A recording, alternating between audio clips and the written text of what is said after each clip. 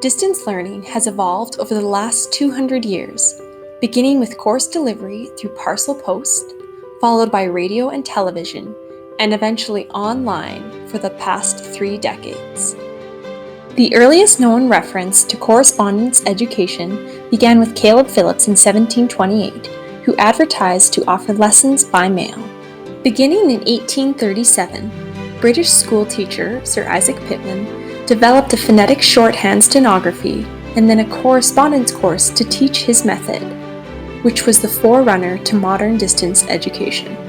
Canadian universities began to offer correspondence education for rural learners, and K-12 distance programming was introduced in British Columbia. The 1920s, 30s, and 40s was the beginning of educational broadcasting and adopting new technology for learning, like using radio broadcasts for home study. In the 1960s, more universities began technology-based programs including audio-taped lectures with accompanying texts and assignments for students in remote locations.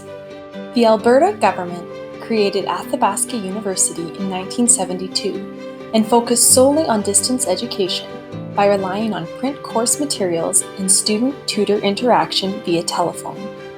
The 1980s brought technological advances that led to the first online educational programs at the University of Phoenix in 1989. The development and widespread use of the Internet began in the 1990s, which allowed for the use of computer conferencing and then learning management systems. By the 21st century, most universities offer distance learning and blended learning options. Open education resources and massive open online courses, or MOOCs, are developed to offer free and open access to course content and materials online. The COVID-19 pandemic in 2020 led to school closures around the world, which forced the immediate adoption of distance learning tools like learning management systems and video conferencing at all levels of education. Due to the emergent nature of the remote learning, teachers and students have adapted and continue to redefine teaching and learning in a digital world.